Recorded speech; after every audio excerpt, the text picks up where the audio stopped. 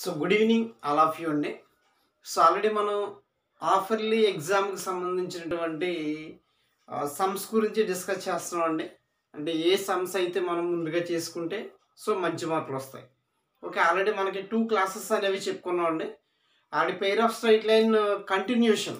Already pair of straight లైన్లో 4 sums అనేది చెప్పడం జరిగింది. ఏంటంటే హోమోజినైజింగ్ సమ్స్. ఆ సమ్స్ చేసుకుంటే గ్యారంటీగా ఒక ఎస్ఐ అనేది మనకి హాఫర్లీ ఎగ్జామ్కి వస్తుంది. సో దాంతో పాటుగా నెక్స్ట్ ప్రాబ్లం అండి, పెయిర్ ఆఫ్ స్ట్రైట్ లైన్లోనే ఏ సమ్ అనేది ఎగ్జామ్కి వస్తుంది. సో దాని గురించి చూద్దాం. సో 5th ప్రాబ్లం అండి. సో 5thలో అయితే 2 ప్రాబ్లమ్స్ ఉన్నాయి మనకి. సో 2 జాగ్రత్తగా చేయాలి. Show that the product of the perpendicular distances from the origin to the pair of straight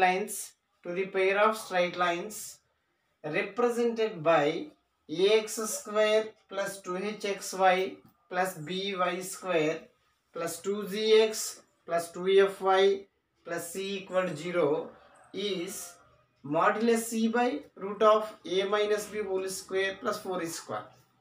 so ఈ సమ్ చూడండి, అంటే ఫైనల్గా మనకి చూపించాం. షో దట్స్ ప్రాబ్లం కదా, modulus c by root of a minus b whole square plus 4h square అని చూపించాం. ఇది సమ్ చూద్దాం ఒకసారి. Show that the product of the perpendicular distances from the origin to the pair of straight lines represented by ax square plus 2hxy plus by square plus 2gx plus 2fy plus c equal 0 is modulus c by root of a minus b whole square plus 4 square. అంటే యాక్చువల్గా మనకి దీంట్లో 2 lines ఉంటాయండి. Origin అనే మాట వాడాడు కదా, origin నుంచి ఆ 2 లైన్స్కి ఏం చేయాలంటే పర్పెండిక్యులర్ డిస్టెన్సెస్ కట్టాలంట. ఏం కట్టాలమ్మా? Perpendicular distances. అంటే ఫస్ట్ లైన్కి పర్పెండిక్యులర్ డిస్టెన్స్ కడతావు, సెకండ్ లైన్కి పర్పెండిక్యులర్ డిస్టెన్స్ కడతావు. అంటే 2 డిస్టెన్స్ వస్తాయి కదా. ఆ 2 డిస్టెన్స్లో ఏం చేయాలండి? ప్రొడక్ట్ చేయాలి. ప్రొడక్ట్ అంటే మల్టిప్లై చేయాలి. అలా మల్టిప్లై చేస్తే మనకు ఫైనల్గా ఆన్సర్ ఏం రావాలండి? modulus c by root of a minus b whole square plus 4 square. ఓకేనా? సో చాలా ఇంపార్టెంట్ క్వశ్చన్ అండి, 7 మార్క్స్ అడుగుతున్నాడు. సో ఆల్రెడీ మీ కాలేజెస్లో చెప్పుంటారండి, సో మీ సార్స్. సో జాగ్రత్తగా ప్రిపేర్ అవ్వాలి. అంటే దాంట్లోనే డబుల్ అయ్యండి. Second problem, find the product of the lens of the perpendicular drawn from 2, 1 upon the lines 12x square plus 25xy plus 10x plus 11y plus 2 equal to 0. Okay, ఈ some కూడా ఒకసారి చూడండి. Find the product of the lens of the perpendicular drawn from 2, 1 upon the lines 12x square plus 25xy plus 10x plus 11y plus 2 equal to 0. So యాక్చువల్గా మనకి దీంట్లో 2 lines ఉంటాయండి. So ఇక్కడ ఒక పాయింట్ ఇచ్చాడు. ఈ పాయింట్ నుంచి ఆ 2 లైన్స్కి ఏం చేయాలంటే లెంత్ ఆఫ్ ది పర్పెండిక్యులర్ కట్టాలి. లెంత్ ఆఫ్ ది పర్పెండిక్యులర్ అంటే పర్పెండిక్యులర్ డిస్టెన్సెస్ కట్టాలి. అంటే 2 డిస్టెన్స్లు వస్తాయి. ఆ 2 డిస్టెన్స్ల యొక్క ప్రొడక్ట్ కనుక్కోమని చెప్తున్నాడు. సో ప్రొడక్ట్ కనుక్కోమని చెప్తున్నాడు. సో దానికి డైరెక్ట్ ఫార్ములా ఉందండి, ఆ ఫార్ములా అప్లై చేయొచ్చు. ప్రొడక్ట్ కట్టడానికి ఫార్ములా ఏంటంటే దీన్ని x1 y1 అనుకోండమ్మా. అనుకుంటే ప్రొడక్ట్ కట్టడానికి formula modulus ax1 square plus 2hx1y1 plus by1 square plus 2gx1 plus 2fy1 plus c by root of a minus b whole square plus 4h square. అది direct formula అనేది మనం వాడచ్చు. ఆ formula వాడితే కదా ఆ సమ్ అనేది కంప్లీట్ అయిపోతుంది మనకి. ఓకేనా?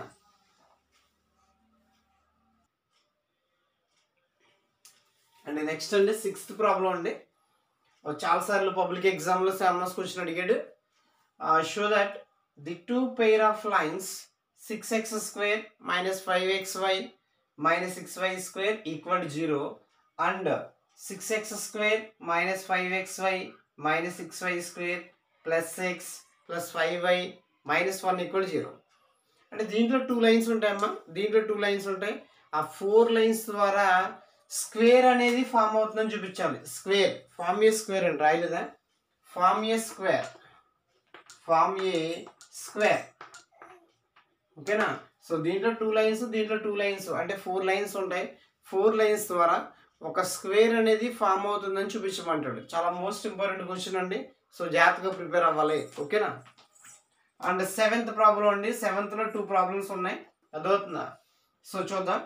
ఫస్ట్ ప్రాబ్లం అండి. Prove that the equation 3x² + 7xy + 2y² + 5x + 5y + 2 = 0 represents a pair of straight lines and find the coordinates of the point of intersection.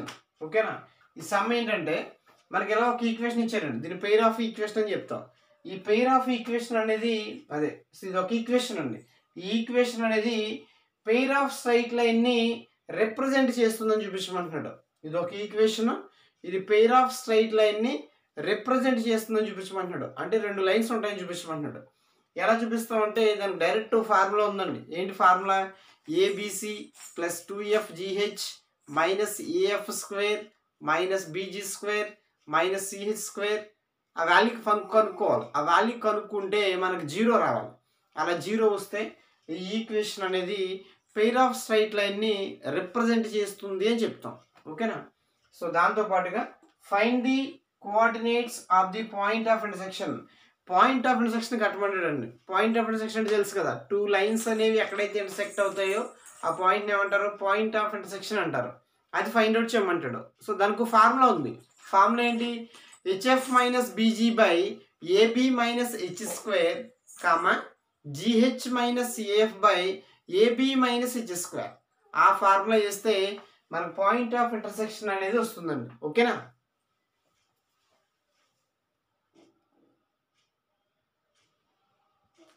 And next అండి దీంట్లో double I. Show that the equation 2x² - 13xy - 7y² + x + 23y - 6 = 0 represents a pair of straight lines. Also find the angle between them and find the point of intersection of the line. ఇది కూడా same model అండి. ఒక equation ఇచ్చాడు, ఇది pair of straight లైన్ని represent చేస్తుంది అని చూపించమంటున్నాడు. అయితే కండిషన్ ఉంది కదా మనకి, ABC + 2fgh - af² - bg² - ch².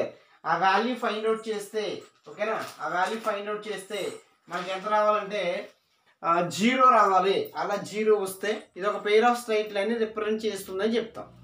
తర్వాత ఏం కనుక్కోమన్నాడు? యాంగిల్ కూడా కనుక్కోమన్నాడు అండి. యాంగిల్ కనుక్కోవడానికి డైరెక్ట్ ఫార్ములా ఉంది మన దగ్గర. ఫార్ములా ఏంటమ్మా? cos θ = (a + b / (a - b) (² + 4h²). ఓకేనా. ఆ ఫార్ములా వేస్తే మనకి θ అనేది వస్తుంది. ఆ తర్వాత ఏం ఫైండ్ అవుట్ చేయమన్నాడు? Point of intersection find out చేయమన్నాడు. సో పాయింట్ ఆఫ్ ఇంటర్సెక్షన్ అంటే ఏంటంటే డైరెక్ట్ ఫార్ములా ఉంది కదా మనకి, hf - bg / ab - h², gh - af ab - h². ఆ ఫార్ములా వేస్తే పాయింట్ ఆఫ్ ఇంటర్సెక్షన్ అనేది కూడా వస్తుంది, ఓకేనా. సో మొత్తం మీద మనకి ఏంటంటే పెయిర్ ఆఫ్ స్ట్రైట్ లైన్లో 7 ప్రాబ్లమ్స్ అండి. ఈ 7 ప్రాబ్లమ్స్ చూసుకుంటే పబ్లిక్ ఎగ్జామ్లో అయితే 2 ఎస్ఏలు వస్తాయి. ఇప్పుడు వీడి పెట్టే ఆఫర్లీ ఎగ్జామ్లో అయితే 3 ఎస్ఏలు కంపల్సరీ వస్తాయి, ఓకేనా. సో జాగ్రత్తగా ప్రాక్టీస్ చేయాలండి ఇవి సమ్స్, ఓకేనా.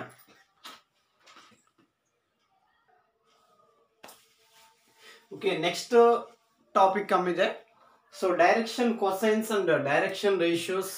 ఇది కూడా మనకి పబ్లిక్ ఎగ్జామ్లో అయితే ఒక 7 మార్క్స్ క్వశ్చన్ అనేది ఇవ్వడం జరుగుతుందండి. ఇప్పుడు మనకి ఆఫర్లీ కూడా ఒక 7 మార్క్స్ క్వశ్చన్ అనేది ఇస్తాడు. సో మనకి ఎక్కువ ఏమి లేవు, కరెక్ట్గా 2 మోడల్స్ అమ్మ. 7 మార్క్స్లో 2 మోడల్స్. ఇది ఫస్ట్ ప్రాబ్లం, ఇది సెకండ్ ప్రాబ్లం. ఈ 2 మోడల్స్ మనం చేసుకుంటే కంపల్సరీగా 7 మార్క్స్ క్వశ్చన్ అనేది ఒకటి అటెంప్ట్ చేయొచ్చు, ఓకేనా. ఫస్ట్ ప్రాబ్లం చూద్దామండి. ఫస్ట్ ప్రాబ్లంలో I find the direction cosines of 2 lines which are connected by the relations L + M + N = 0 and Mn - 2NL + 2Lm = 0. ఓకేనా. ఇలా 2 ఈక్వేషన్స్ ఇచ్చేసాడమ్మా. సో ఎలమెంట్లో మనకి 2 ఈక్వేషన్స్ ఇచ్చేసాడు. అయితే వీడికి ఏం కావాలి? డైరెక్షన్ కొసైన్స్ అంటే DCS ఫైండ్ అవుట్ చేయాలి. DCS అంటే ఎలమెన్ వాల్యూస్ ఫైండ్ అవుట్ చేయాలి. సో ఆ DCS కట్టడానికి మన దగ్గర ఒక ఫార్ములా ఉంది. ఏంటి ఫార్ములా? DCS ఎలమెన్ = ఫార్ములా బ్రాకెట్లో a/√a² plus b² plus c² comma b/√a² plus b² plus c² comma c/√a² plus b² plus c². ఆ ఫార్ములా యూజ్ చేస్తే మనకి డిసిఎస్ అనేవి వస్తాయి, డైరెక్షన్ క్వశ్చన్స్ వస్తాయి. ఓకేనా? సో మీకు నోట్స్లో ఆల్రెడీ చెప్పుంటారు సార్స్. సో దాన్ని చెప్పినట్టు ఫాలో అవ్వండి. మోస్ట్ ఇంపార్టెంట్ క్వశ్చన్ అండి. సేమ్ అదే మోడల్లో క్వశ్చన్ ఉండేది. Find the direction cosines of two lines which are connected by the relations l minus 5m plus 3n equal to 0, 7l square plus 5m square minus 3n square equal to 0. ఇది కూడా అంతే, 2 equations ఇచ్చాడు. DCs find out చేయమంటున్నాడు. Same process అండి. So మనం element formula same formula వేయాలి. a/√, b/√, c/√. ఆ formula చేస్తే మనకు డిసిఎస్ అనేవి వస్తాయి. 100% ఈ 2 క్వశ్చన్స్లో ఒక క్వశ్చన్ కంపల్సరీ ఉంటుందండి. సో ఎందుకైనా మంచిది, ఒకవేళ పేపర్ టఫ్ చేస్తే ఇది కూడా ప్రిపేర్ అవ్వాలి. ఈ క్వశ్చన్ ఏంటి? Find the direction cosines of the sides of the triangle whose vertices are 3, 5, -4, -1, 1, 2 and -5, -5, -2. అంటే ఒక ట్రయాంగిల్ యొక్క వెర్టిసెస్ ఇచ్చేసారండి. అయితే మనకి ట్రయాంగిల్ అంటే 3 సైడ్స్ ఉంటాయి కదా. ఏబిసి అనుకున్నాం అనుకోండి, వెర్టిసెస్ ఏబి సైడ్ ఉంటుంది, బీసీ సైడ్ ఉంటుంది, ఏసీ సైడ్ ఉంటుంది. ఈ 3 సైడ్స్ ఉంటాయి కదా. ఈ 3 సైడ్స్కి ఏం కనుక్కోమంటున్నాడు? డైరెక్షన్ cosines అంటే డిసిఎస్ కనుక్కోవాలి. అంటే ఎలిమెంట్ వాల్యూస్ కనుక్కోవాలండి. Same formula a/√, b/√, c/√. ఆ ఫార్ములా వేస్తే మనకి డిసిఎస్ అనేవి వస్తాయి. ఓకేనా? అంటే ఈ చాప్టర్లో ఈ 2 మోడల్లో చూసుకుంటే సరిపోతుంది. ఓకేనా? అయితే హాఫ్ ఇయర్లీకి చూడండి, మనకి స్ట్రైట్ లైన్ నుంచి ఎస్ఐ క్వశ్చన్స్ వస్తాయి. ఓకేనా? 3 ఎస్ఐ క్వశ్చన్లు వస్తాయండి. పెయిర్ ఆఫ్ స్ట్రైట్ లైన్ నుంచి 3 ఎస్ఐ క్వశ్చన్లు వస్తాయి. దీంట్లోంచి ఒక ఎస్ఐ క్వశ్చన్. సో ఓవరాల్గా 7 ఎస్ఐ క్వశ్చన్స్ వస్తాయి. సో మనల్ని 5 ఎస్ఐ క్వశ్చన్స్ రాయమంటాడండి. ఓకేనా? సో నేను చెప్పిన క్వశ్చన్స్ మ్యాక్సిమం చూడండి 100% వీటిల్లో ఉంచే వస్తాయి. ఓకేనా? ఇప్పుడు 4 మార్క్స్ అనేవి నెక్స్ట్ క్లాస్లో డిస్కస్ చేస్తాం. ఓకేనా? సో థ్యాంక్ యూ అండి.